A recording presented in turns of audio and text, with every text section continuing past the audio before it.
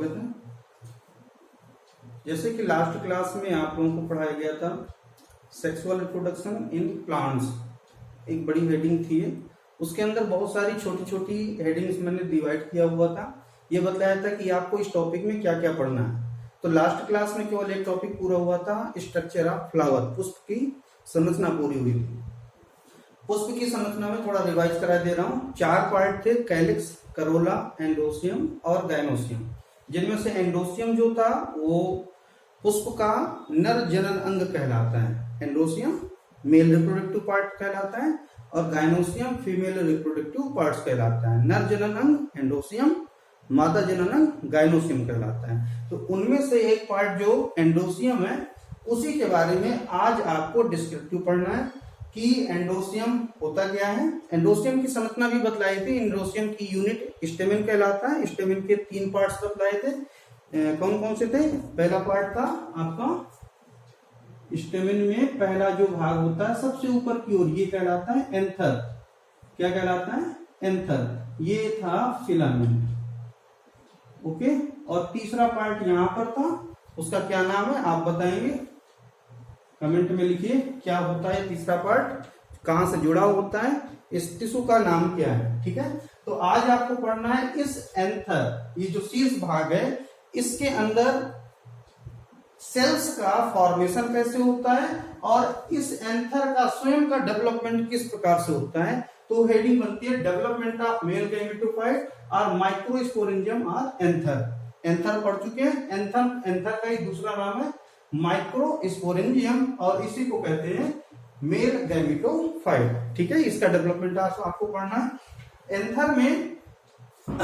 Anther की जो संरचना होती है वो एंथर में अगर कुछ फ्लावर आप देखें तो एंथर क्या होता है कि ऊपर से आप देखें एंथर तो आपको लगेगा कि ये ऊपर से बिल्कुल एक संरचना बनी हुई है। एंथर ऊपर से बिल्कुल एक जैसा दिखाई दे रहा है, लेकिन कुछ स्टेमेन होते हैं जिसमें एंथर 2 अलग अलग भागों से बना होता है। जैसे आप देखेंगे कुछ एंथर में ऐसा ऊपर से गोलाई में ऐसे बिल्कुल सिंगल से दिखाई देगा, ऐसे सिंगल ऊपर।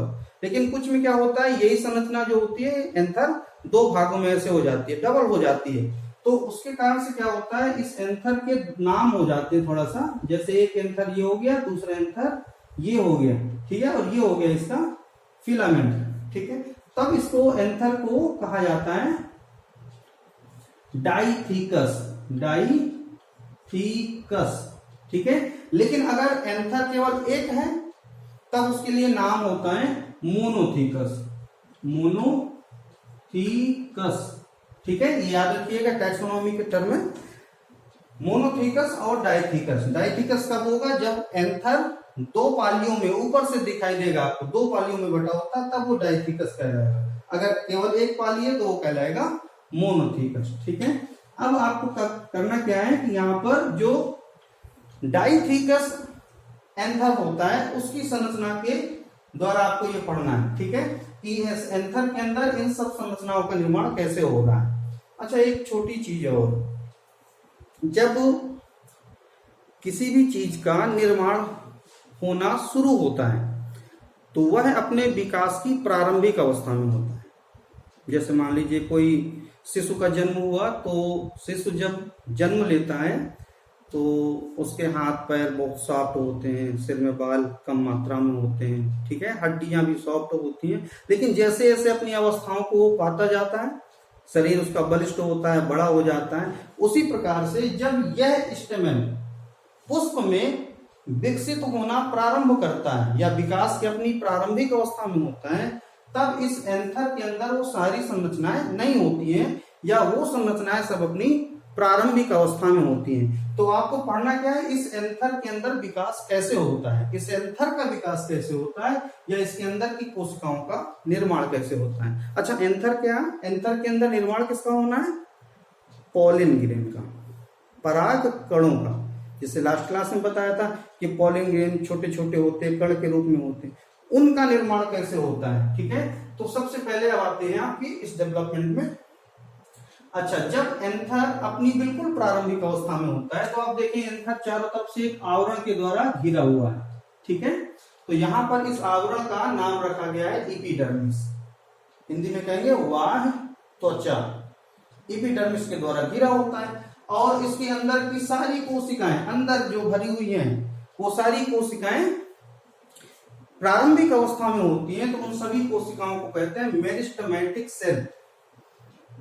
मेरिस्टेमेटिक सेल कहते हैं। मेरिस्टेमेटिक का मतलब होता है, हिंदी इसकी समझ लें, विभज्योतकी, अर्थात विभाजन करने वाली कोशिकाएं।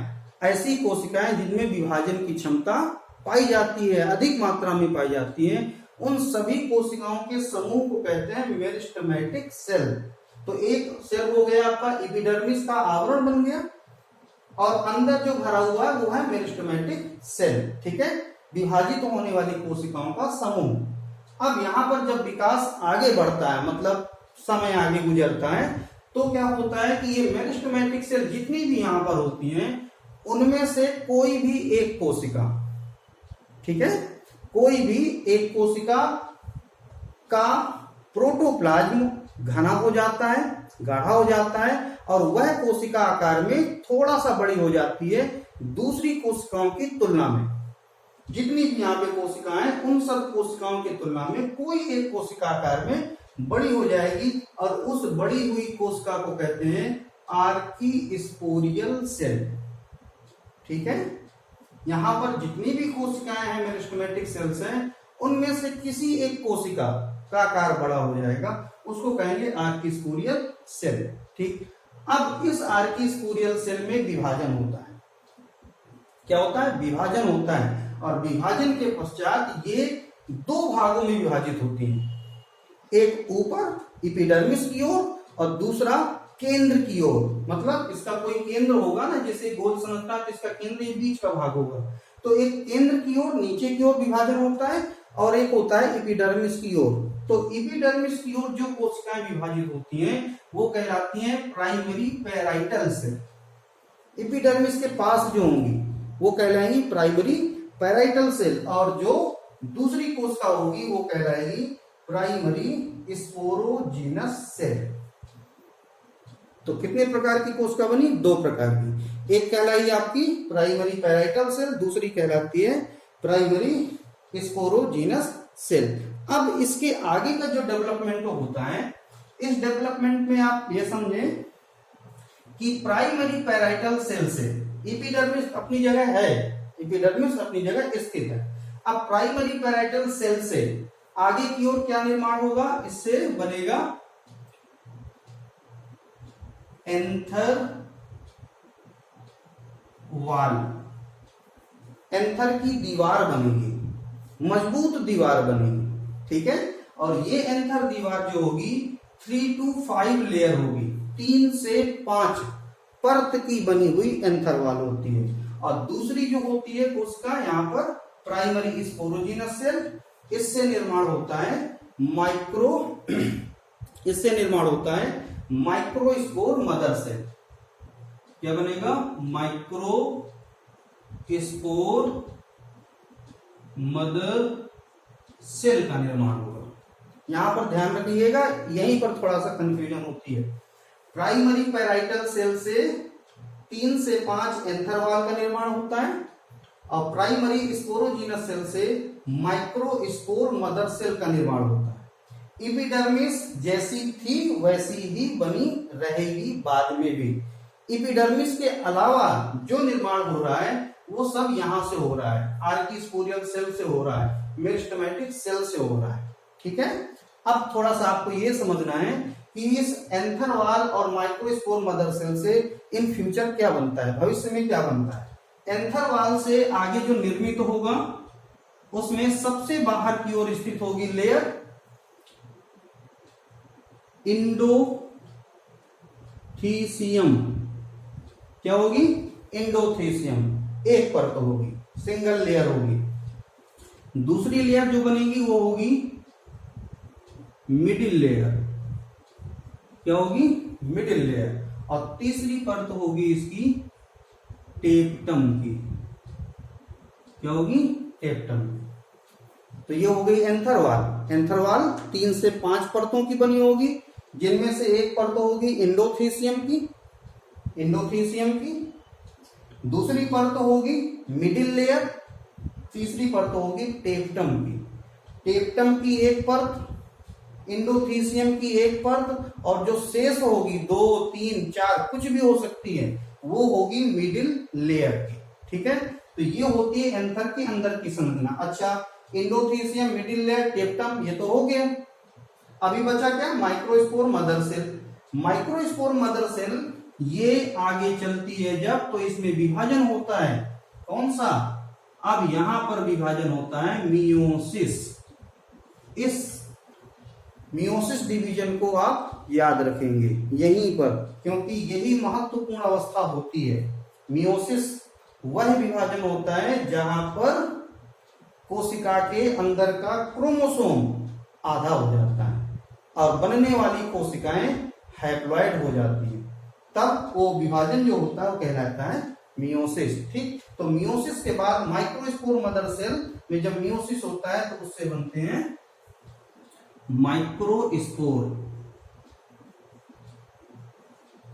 क्या बनते हैं? माइक्रोस्पोर। कैसे होते हैं? हैप्लॉइड, अगुणित तो होते हैं। ठीक है, अच्छा, ये तो समाप्त हो गया। यहाँ पर माइक्रोस्पोर बन गया, लेकिन पूरी जगह पर कहीं पर पॉलन ग्रेन का नाम नहीं आया।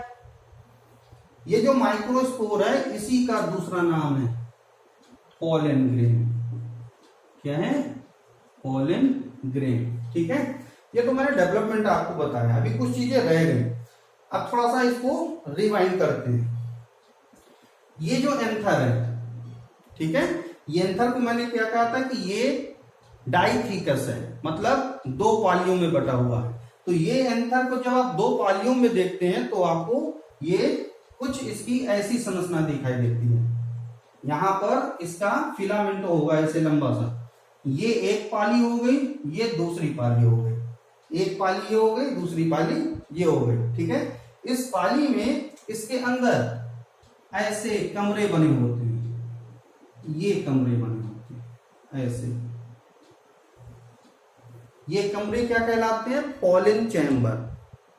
पॉलन चैम्बर कहलाते हैं, और इन्हीं पॉलन चैम्बर के अंदर निर्माण होता है पॉलन ग्रेन का, इनका निर्माण होता है। ठीक है, कैसे होता है ये डेवलपमेंट मैंने आपको भी बताया। यहां पर ये जो संरचना बन रही है, ठीक है, ये संरचना इतने से भाग का डेवलपमेंट मैंने आपको बतलाया है। इतने से भाग का, ये इतने से भाग का ये डेवलपमेंट है। सबसे बाहर की ओर इपिडर्मिस, ये इपिडर्मिस हो, उसके बाद का जो निर्माण हो रहा है वो इसके अंदर हो रहा है। अब इतने से भाग की संरचना आप यहां पर देख सकते हैं, ये है सबसे बाहर की। इसको थोड़ा इरेज किए दे रहे हैं, जगह कम है यहाँ पर। ये सबसे बाहर की जो संरचना होती है कहलाती इपिडर्मिस। ये पार्ट होता है, ये इपिडर्मिस है इसकी सबसे बाहर। इपिडर्मिस के बाद कौन सी लेयर बनी थी आप देख सकते हैं? इंडोथीसियम। इंडोथीसियम ये है। इंडोथीसियम की विशेषता क्या होती है? ये इलोंगेटेड होती है, लंबी होती है, पास पास स्थित होती हैं, और ये दीवारें सबसे अधिक मजबूत होती हैं। जिस समय ये डेवलपमेंट हो जाता है इसका, इसके अंदर पॉलन ग्रेन बन जाते हैं, तब इंडोथीसियम इंडोथीसियम की जो सेल्स होती हैं वही सिकुड़ती और फैलती हैं, जिसकी वजह से ये एंथर पूरा फट जाता है, पॉलन ग्रेन हवा में स्वतंत्र हो जाते हैं। ठीक है, इंडोथीसियम की सिंगल लेयर।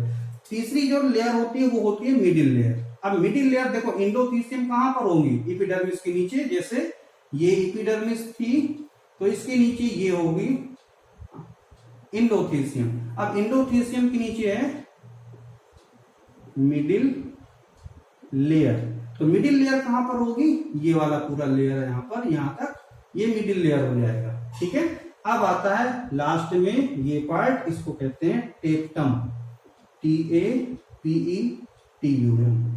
ठीक है, आप लोग पूरा दिन काम करते हो खाने पीने के लिए, खाते हो तभी काम करते हो।